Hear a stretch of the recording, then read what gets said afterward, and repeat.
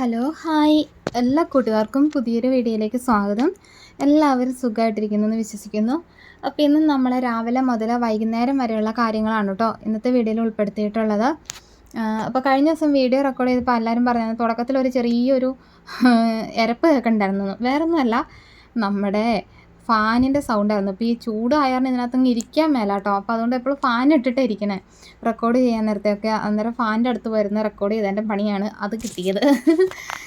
അപ്പോൾ ഇന്നിപ്പോൾ ബ്രേക്ക്ഫാസ്റ്റ് എന്ന് പറഞ്ഞു കഴിഞ്ഞാൽ പുട്ടാണ്. പുട്ട് ഞാൻ ഉണ്ടാക്കണ രീതി എന്ന് പറഞ്ഞാൽ നമ്മൾ ഈ സ്കൂളിൽ നിന്നൊക്കെ കിട്ടുന്ന അരിയില്ലേ, ആ അരി വെച്ചിട്ടാണ് ഉണ്ടാക്കണേ കേട്ടോ. അപ്പോൾ അത് തലേന്ന് തന്നെ വെള്ളത്തിൽ കുതിർത്ത് വെച്ചിട്ടുണ്ടായിരുന്നു. കുതിർത്ത് വെച്ചിട്ട് പിറ്റേന്ന് രാവിലെ നമ്മൾ നന്നായിട്ട് കഴുകി വാരിയിട്ടാണ് കുതിർത്താൻ വെച്ചത്. പിന്നെ ഒന്നോടൊന്ന് കഴുകി വാരി എടുക്കും. എന്നിട്ട് നമ്മളത് അരിപ്പയ്ക്കകത്ത് അതിൻ്റെ വെള്ളം ഊറി വരാൻ വേണ്ടിയിട്ട് അരിക്കാനായിട്ട് വെച്ചേക്കുവാണ് കേട്ടോ. നന്നായിട്ട് അതിൻ്റെ വെള്ളം ഒന്ന് ഊറി വന്നാൽ അതിന് ശേഷം വേണം ബാക്കി ചെയ്യാനായിട്ട്. അപ്പോൾ ആ സമയം കൊണ്ട് ഞാനാണെങ്കിൽ അരി അടുപ്പത്തിടുകയാണ് കേട്ടോ. പിന്നെ ബിനുവേട്ടൻ ഓട്ടോ ഉള്ള ദിവസമാണ്, ഇന്ന് ഞാൻ തന്നെ ഉള്ളൂ. അപ്പോൾ ഇന്ന് എന്ത് കറി വെക്കുമെന്നൊക്കെ ഓർത്തുകൊണ്ട് ഇങ്ങനെയാണ് രാവിലെ എണീറ്റ് വന്നതെങ്കിലും പിന്നീട് ബിനുവേട്ടൻ ഇച്ചിരി മീൻ വാങ്ങിച്ചു തന്നു. അപ്പോൾ മീൻ വാങ്ങിച്ചു തന്നാലും മീൻ കറി വെക്കാമെന്ന് വെച്ചു. ഞാൻ തന്നെ ഉള്ള കാരണം അതിൻ്റെ ആവശ്യമല്ലേ ഉള്ളൂ. മീൻ കറി ഉണ്ടെങ്കിൽ അതൊക്കെ മതി. അപ്പോൾ കഞ്ഞി അടുപ്പത്തിട്ടിട്ട് ബാക്കി കാര്യങ്ങൾ നോക്കാമെന്ന് വെച്ചു. അപ്പോൾ ഇങ്ങനെ പുട്ടുണ്ടാക്കിയിട്ടുള്ളവരൊന്ന് കമൻറ്റ് ചെയ്യണം കേട്ടോ. ഞാൻ ഷെയർ ചെയ്യണ രീതിയാണ്. ശരിക്കും പറഞ്ഞാൽ ഈ ഒരു പുട്ട് തിന്നാനൊരു പ്രത്യേക ഒരു ഫ്ലേവർ ഉണ്ട്. എന്താണെന്ന് വെച്ചാൽ നമ്മൾ എന്നും കഴിക്കുന്ന ഒരു പുട്ടിനേക്കാളും ടേസ്റ്റ് വ്യത്യാസമായിരിക്കും. ആ അരിയുടെ ഒരു ടേസ്റ്റാണ് വരിക മുമ്പ്. പിന്നെയെന്ന് വെച്ചാൽ ഒത്തിരി സോഫ്റ്റ് ആയിട്ടുള്ള പുട്ടൊന്നും അല്ല കേട്ടോ. പിന്നെ ഇന്ന് പുട്ടിനായിട്ട് പയറ് കറിയാണ് വെക്കുന്നത്. അപ്പോൾ അത് വെള്ളത്തിൽ ഉപ്പ് ഇട്ട് അത് അടുപ്പിൽ വെക്കാം. പിന്നെ ഇന്നത്തെ വിശേഷങ്ങളെന്ന് പറയാനായിട്ട് കുറച്ച് തുന്നാനുണ്ട്. പിന്നെ അപ്രതീക്ഷിതമായിട്ട് നമ്മുടെ ഗ്യാസ് തീർന്നു പോയ ദിവസമാണെന്ന്. ഞാനിതൊക്കെ ചെയ്ത് മീൻകറി അടുപ്പ് വെച്ച് മീനിൻ്റെ ഇതൊക്കെ കുറച്ചൊക്കെ ഒന്ന് വെന്ത് വന്നപ്പോഴത്തേക്കും നമ്മുടെ ഗ്യാസ് അങ്ങ് തീർന്നു പോയി. പിന്നെ അങ്ങനെ ഒരു പണി കിട്ടിയ ദിവസം കൂടെയാണ് കേട്ടോ. അപ്പോൾ എന്തായാലും വിശേഷങ്ങൾ വിശദമായിട്ട് കാണാം. അപ്പോൾ അതാ നമ്മുടെ അരി വെള്ളം വാർന്ന് വന്നിട്ടുണ്ട്. അപ്പോൾ ഇനി നമുക്കിതിന് ആവശ്യമായിട്ടുള്ള ഉപ്പും കൂടി ഇട്ടിട്ട് മിക്സിക്കകത്തിട്ട് നന്നായിട്ട് പൊടിച്ചെടുക്കുക. മാക്സിമം ഫൈനായിട്ട് പൊടിച്ചെടുക്കുക. പിന്നെ ഒത്തിരി ഫൈനായിട്ട് പൊടിഞ്ഞ് വരികയില്ല, എന്നാലും മാക്സിമം നമുക്ക് പറ്റുന്നോണക്ക് തന്നെ പൊടിയായിട്ട് പൊടിച്ചെടുക്കാമെന്ന് മാത്രമേ ഉള്ളൂ. അപ്പോൾ ഞാൻ പറ്റുന്നോണക്ക് മാക്സിമം പൊടിച്ച് എടുത്തിട്ടുണ്ട് കേട്ടോ. ഞാൻ പറഞ്ഞില്ല, ഇത് ഇച്ചിരി ചൂടോടുകൂടി കഴിക്കാൻ മാത്രമേ ഈ ഒരു പുട്ട് കൊള്ളുകയുള്ളൂ. തണുത്ത് കഴിഞ്ഞാൽ പിന്നെ നമുക്കിത് ഇച്ചിരി പാടാട്ടോ കഴിച്ചിറക്കാൻ.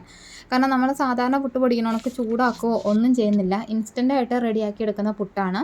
അപ്പോൾ ഈ രീതിയിൽ നമുക്ക് കുത്തരിയുടെ അരി ഇട്ടിട്ടും ഈ ഒരു രീതിയിൽ ഉണ്ടാക്കാമെന്നാണ് പറഞ്ഞത്. എന്നോട് നമ്മുടെ ബീന ചേച്ചിയാന്ന് തോന്നുന്നു, എൻ്റെ വീടിനടുത്തുള്ള ബീന ചേച്ചി വീഡിയോ കാണാൻ ചേച്ചി കേട്ടോ. അപ്പോൾ ചേച്ചി ഒരു പ്രാവശ്യം ഞാൻ നേരത്തെ ഒരു വീഡിയോയ്ക്കകത്ത് ചെയ്തിട്ടുണ്ടെന്ന് എനിക്ക് തോന്നുന്നു. അപ്പോൾ ആ നോണ ചേച്ചി പറഞ്ഞത് ഇങ്ങനെ കുത്തിരി വെച്ചിട്ടും ചെയ്യാമെന്ന്. കുത്തിരി വെച്ച് ഞാൻ ചെയ്ത് നോക്കിയിട്ടില്ല, ഒന്ന് ചെയ്ത് നോക്കണം എന്ന് ആഗ്രഹമുണ്ട്, അങ്ങ് അവസരവും വന്നിട്ടില്ല. ഇപ്പം ഇതിപ്പോൾ വീണ്ടും ഇത് തന്നെ ചാക്കരി വെച്ചിട്ടാണ് ചെയ്ത് നോക്കണത്. കുത്തിരി വെച്ചിട്ട് ചെയ്താൽ കുറച്ചുകൂടി ടേസ്റ്റ് ആയിരിക്കും. എന്തായാലും രണ്ടും ഒത്തിരി നല്ല സോഫ്റ്റായിട്ട് വരുമെന്ന് എനിക്ക് തോന്നണില്ല. നമ്മൾ ഈ മില്ലൊക്കെ വറുത്ത് പൊടിച്ച് ഉണ്ടാക്കുന്ന അത്രയും വരുമെന്ന് എനിക്ക് തോന്നണില്ല നമ്മൾ വീട്ടിലുണ്ടാക്കുമ്പോൾ. എന്നാലും നമുക്ക് ഇൻസ്റ്റൻ്റായിട്ടൊരു പുട്ട് കഴിക്കണം എന്ന് വെച്ച് കഴിഞ്ഞാൽ ചടവടയെന്ന് ഉണ്ടാക്കാം, വെള്ളത്തിലിട്ടാൽ മതി. അപ്പോൾ നമ്മുടെ പുട്ടുപൊടി ഇത് ഈ ഒരു പരുവത്തിനായി കിട്ടിയിട്ടുണ്ട്. ഇനി നമുക്ക് തേങ്ങയിട്ട് വേവിക്കാനായിട്ട് വെക്കാം. പിന്നെ നമ്മൾ ഈ ഒരു പുട്ട് ഉണ്ടാക്കുമ്പോൾ ശ്രദ്ധിക്കേണ്ട ഒരു കാര്യം എന്ന് പറഞ്ഞാൽ, പുട്ട് സാധാരണ നമ്മൾ പുട്ട് നിറക്കണമൊക്കെ തന്നെ തേങ്ങ ഇടുക, പുട്ടുപൊടി ഇടുക, അതിൻ്റെ മുകളിൽ വീണ്ടും തേങ്ങ ഇടുക, അങ്ങനെ തന്നെ ഉണ്ടാക്കിയാൽ മതി. പക്ഷേ അടുപ്പിൽ വെക്കുമ്പോൾ ആവി വന്നു കഴിഞ്ഞിട്ട് ഒരു 2 മിനിറ്റോടെ വെക്കണം കേട്ടോ. എന്താണെന്ന് വെച്ചാൽ നന്നായിട്ടൊന്ന് വെന്ത് വരാൻ വേണ്ടിയിട്ടാണ്. സാധാരണ നമ്മൾ പുട്ട് ആവി വന്നു കഴിയുമ്പോൾ നമ്മൾ പെട്ടെന്ന് എടുക്കുകയല്ലേ, അങ്ങനെ എടുക്കരുതെന്ന് പറഞ്ഞത്. ഒരു 2-3 മിനിറ്റും കൂടെ വെച്ചിട്ട് എടുക്കുകയാണെങ്കിൽ നല്ലതായിരിക്കും. അത്രേ ഉള്ളൂ. അപ്പോൾ ഇത്രയൊക്കെ ആയപ്പോഴത്തേക്കും നമ്മുടെ മീൻ വന്നിട്ടുണ്ട്. ഇതെന്ത് മീനാണെന്ന് എനിക്കറിയില്ല കേട്ടോ. അയലയല്ല, അയല പോലെ തന്നെ ഇരിക്കണം, എന്തോ ഒരു കണ്ണിയെന്ന് പറഞ്ഞു വിനുവേട്ടൻ. അയലക്കണ്ണിയാണെന്ന് വെച്ചപ്പോൾ അയലക്കണ്ണി അല്ലെന്നും പറഞ്ഞു. എന്നാ സംഭവം എന്നറിയത്തില്ല. എന്തായാലും നമുക്ക് കറി വെക്കാനുള്ള മീൻ കിട്ടി. കറി വെച്ചപ്പോഴും എനിക്ക് ഇഷ്ടപ്പെട്ട മീനായിരുന്നു കേട്ടോ. നല്ല ടേസ്റ്റുള്ള മീനാണ് കറി വെച്ചപ്പോൾ. അപ്പോൾ ഇതാണ് നമ്മുടെ പുട്ട്. ആ കുത്തിയിടണ കാണുമ്പോൾ അറിയാലോ, നല്ല അത്യാവശ്യം നല്ല ഹാർഡാണ്.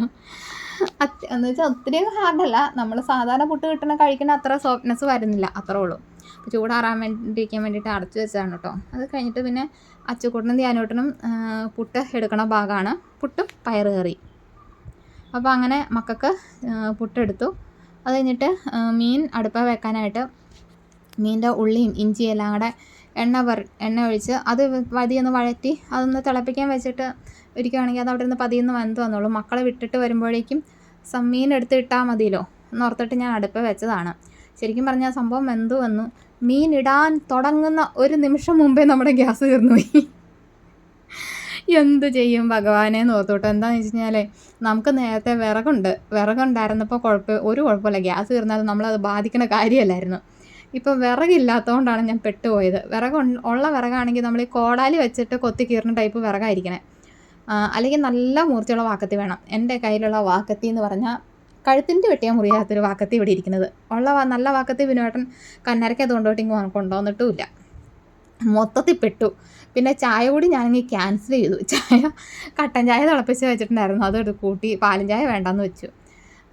പിന്നെ എന്താ പറയണേ, മീൻകറി മീൻ എങ്ങനെയായാലും നമുക്ക് ഉണ്ടാക്കിയെടുക്കണമല്ലോ. ചോറ് പിന്നെ അന്നേരം അങ്ങ് വാങ്ങി വെച്ചാലും ചോറിൻ്റെ കാര്യത്തിൽ സമാധാനമുണ്ട്.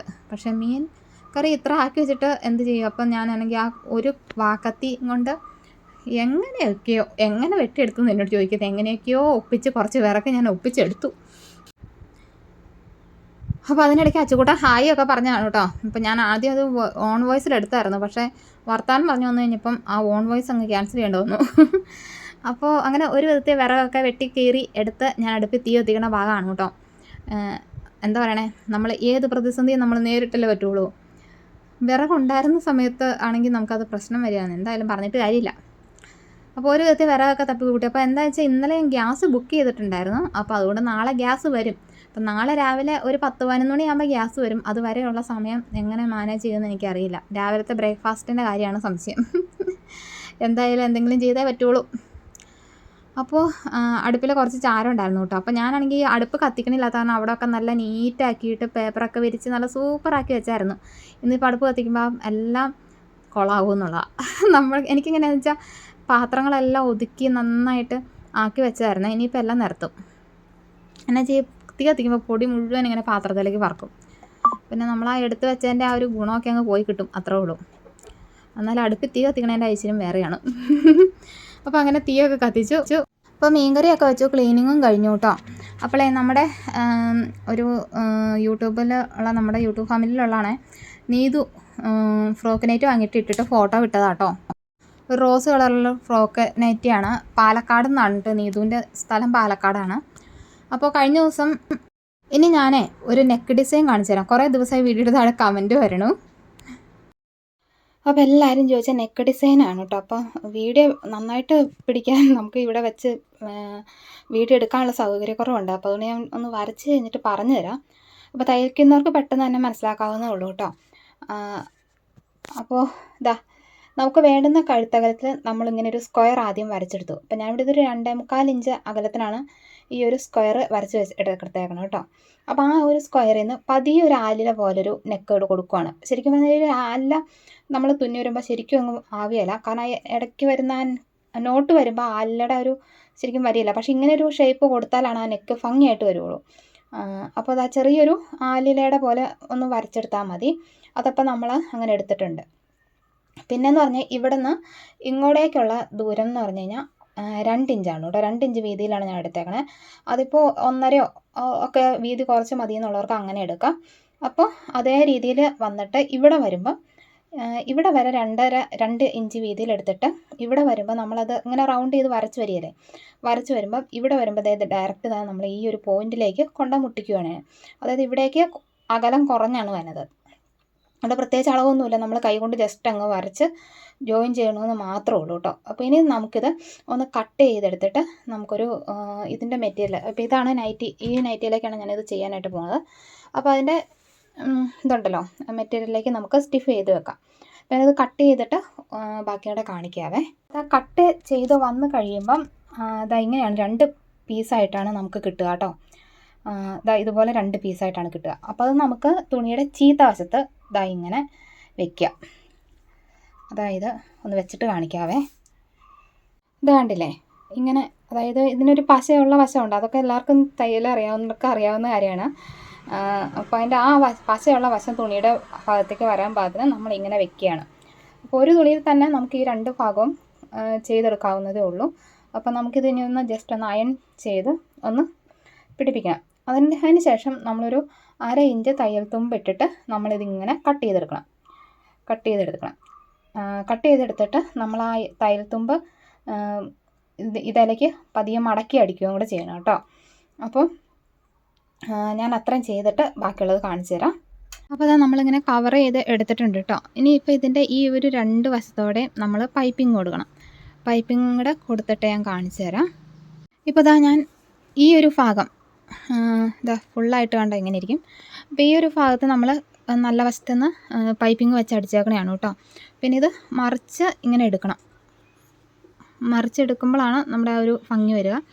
അപ്പോൾ ഈ ഒരു വളവൊക്കെ വരുന്ന ഭാഗത്ത് നമ്മൾ ചെറുതായിട്ട് ഇങ്ങനെ കട്ട് ചെയ്ത് വിട്ടിട്ടുണ്ട് കേട്ടോ. കട്ട് ചെയ്ത് വിട്ടേക്കണമെന്ന് വെച്ചാൽ ഷേപ്പ് കറക്റ്റായിട്ട് കിട്ടാൻ വേണ്ടിയിട്ടാണ്, വലിച്ചിലില്ലാണ്ട്. അപ്പോൾ ഇനി നമ്മൾ സാധാരണ പൈപ്പിംഗ് ചെയ്യണ കണക്ക് തന്നെ ഇത് മറിച്ചിട്ട് മടക്കി അടിക്കുകയാണ് ചെയ്യണേ. പിന്നെ ഈ ഒരു ഭാഗം വരുമ്പം, അതായത് ഈ 2 വശവും നമ്മൾ പൈപ്പിംഗ് കൊടുക്കുന്നുണ്ട്. അപ്പോൾ ഇത് 2 വശവും ഇപ്പം നമ്മൾ കൊടുത്തു. ഇനി ഈ ഒരു ഭാഗം പൈപ്പിംഗ് കൊടുത്തു വരുന്ന സമയത്ത് നമ്മളിങ്ങനെ ഈ ഒരു വശത്തേക്ക് ഇങ്ങനെ അടിച്ചടിച്ച് വരുമ്പം ആ ഒറ്റ പൈപ്പിങ്ങിൽ തന്നെ ഇതും കണക്ട് ചെയ്ത്, ഇവിടെ ഈ ഭാഗം ഇപ്പോൾ 2 പീസായിട്ടല്ല ഇരിക്കണേ, ഇതിങ്ങനെ സെൻറ്റർ കണക്ട് ചെയ്ത് വരും. അങ്ങനെ കണക്ട് ചെയ്ത് നമ്മൾ ഇതുപോലെ തന്നെ പൈപ്പിംഗ് കൊടുത്തെടുക്കുകയാണ് ചെയ്യണേ. അപ്പോൾ അത്രയും കൂടെ ചെയ്തിട്ട് ഞാൻ കാണിച്ചു തരാം. അപ്പോൾ ഇതാ റൗണ്ടായിട്ട് ഞാനിങ്ങനെ സ്റ്റിച്ച് ചെയ്തിട്ടുണ്ട്. ഇതാ കണ്ടില്ലേ, സെൻറ്റർ നമുക്ക് രണ്ടും കൂടെ ജോയിൻ ചെയ്ത് വന്നിട്ടുണ്ട്. ഇനിയിപ്പോൾ നമ്മളിതുപോലെ തന്നെ അകത്തേക്ക് തയ്യൽ തുമ്പ് വിട്ട് നമ്മൾ സാധാരണ പൈപ്പിംഗ് അടിക്കണമൊക്കെ തന്നെ അടിച്ചെടുക്കുക. അപ്പോൾ അതാ നമ്മൾ നല്ല, അതായത് നൈറ്റിയുടെ ഫ്രണ്ട് വശം എടുത്തിട്ട് അതിൽ നമ്മൾ നെക്ക് നല്ല വശത്തുനിന്ന് തന്നെ അറ്റാച്ച് ചെയ്തെടുത്തിട്ടുണ്ട്. ഇനി നമുക്കിവിടെ 1/2 ഇഞ്ച് വീതിയിൽ ഇങ്ങനെ ഈ ഷേപ്പിനിങ്ങനെ കട്ട് ചെയ്തെടുക്കണം. കട്ട് ചെയ്തെടുത്തിട്ട് ഈ ഒരു തുമ്പ അകത്തേക്ക് മറിച്ചിട്ട് നമ്മൾക്ക് ഈ ഒരു പൈപ്പിങ്ങിൻ്റെ ഈ സൈഡിൽ കൂടെ അടിച്ചു വരണം. അപ്പോൾ അത്രയും കൂടെ ചെയ്തിട്ട് പിന്നെ ഇവിടെ ഒരു നോട്ടും കൂടെ കൊടുത്തു കഴിഞ്ഞാൽ നമ്മുടെ നെക്ക് ഇവിടെ ഫിനിഷ് ആകും കേട്ടോ. എല്ലാവർക്കും വ്യക്തമാകുമെന്നൊന്നും അറിയത്തില്ല. എനിക്ക് പറ്റുന്നതൊക്കെ വീഡിയോ എടുത്തിട്ടുണ്ട്. എൻ്റെ ഒരു എന്നാ പറയണേ, നമുക്ക് എടുക്കാൻ പറ്റുന്ന ആ ഒരു സ്ഥിതി വെച്ചിട്ട് എടുത്തിട്ടുണ്ട്. വ്യക്തമാവുകയാണെങ്കിൽ കമൻറ്റ് ഇടുക കേട്ടോ. എന്തെങ്കിലും സംശയം ഉണ്ടെങ്കിലും കമൻറ്റ് ഇട്ടേക്കുക. അപ്പോൾ ഇതാണ് നമ്മുടെ നെക്കിൻ്റെ ഫൈനൽ ലുക്ക് കേട്ടോ. അപ്പോൾ ഒരുപാട് നാളായിട്ട് എല്ലാവരും പറയുന്നുണ്ട് നെക്കിൻ്റെ ട്യൂട്ടോറിയൽ വീഡിയോ ഇടാൻ എനിക്കും ആഗ്രഹമുണ്ട്. പക്ഷേ തിരക്കിനിടയ്ക്ക് നമുക്ക് വീഡിയോ എടുത്തു തരാനും ആരുമില്ല, തന്നെ എല്ലാം ചെയ്യണം. അപ്പോൾ അതിൻ്റെ ഒരു പ്രശ്നമാണ്. അപ്പോൾ എനിക്ക് പറ്റുന്ന പോലെയൊക്കെ ഞാൻ പറഞ്ഞു തന്നിട്ടുണ്ട്. ഇഷ്ടമായെങ്കിൽ കമൻറ്റ് ഇടണം കേട്ടോ. Thank you. അപ്പോൾ നമ്മൾ ഫുള്ളായിട്ട് തുന്നിയിട്ട് ഉള്ള ഒരു ഭാഗമാണ് കാണിച്ചു തന്നെ കേട്ടോ. അപ്പോൾ ആ ഒരു നൈറ്റി കംപ്ലീറ്റ് ആയിട്ട് തുന്നിയെടുത്തിട്ടുണ്ട്. അപ്പോൾ ഈ ഒരു മോഡലാണ് നമ്മൾ തുന്നി കൊടുക്കുന്നത്. ഇങ്ങനെയാണ് ഇതിൻ്റെ നെക്ക് വരുന്നത്. സ്ലീവിലും പൈപ്പിങ് വരും. അതുപോലെ തന്നെ ഫുള്ളായിട്ട് ഇതൊരു നല്ല രസമാട്ടോ ഈ നൈറ്റി തയ്ച്ചു വന്നു കഴിഞ്ഞപ്പം. ഇത് ഓർഡർ വന്നതാണ്. അപ്പോൾ ഞാനത് തയ്ച്ചപ്പോൾ ജസ്റ്റ് കാണിച്ചു തന്നുള്ളൂ. അപ്പോൾ ഇതാണ് ഒരെണ്ണം. പിന്നെ ഒരെണ്ണോടെ ഞാനിന്ന് തുന്നിയിട്ടുണ്ടായിരുന്നു. അതും നമ്മൾ ആദ്യത്തെ ആ ഒരു സ്ക്വയർ നെക്ക്, അതിൻ്റെ ട്യൂട്ടോറിയൽ ഞാൻ വേറെ ഒരു ദിവസം ഇടാം കേട്ടോ. ഇതൊക്കെ സിമ്പിളാണ്. ഈ ഒരു നെക്ക് ആദ്യം കാണിച്ച ആ വയലറ്റിൽ ഉള്ള നെക്കാണ് ഇച്ചിരി പണിയുള്ളത്. അതായത് സ്റ്റിഫിൽ പൈപ്പിങ്ങൊക്കെ വെച്ച് 2 വശം പൈപ്പിങ് വെച്ച് തന്നെ. പിന്നെ ഇതെന്ന് പറഞ്ഞു കഴിഞ്ഞാൽ ഇത് അതിലും എളുപ്പമാണ്, ചെയ്യാൻ എളുപ്പം ഇതാണ് കേട്ടോ കൂടുതൽ കുറച്ചുകൂടി. മറ്റേത് ഇച്ചിരി ഒരു പാടുണ്ട്. അപ്പോൾ ഇന്നത്തെ വിശേഷങ്ങൾ ഇത്രയൊക്കെ ഉള്ളൂ കേട്ടോ. കുഞ്ഞു കുഞ്ഞു വിശേഷങ്ങളായിരുന്നു. വീഡിയോ ഇഷ്ടമായ ലൈക്ക് ചെയ്യുക, സബ്സ്ക്രൈബ് ചെയ്യുക, കമൻറ്റ് ചെയ്യുക. താങ്ക്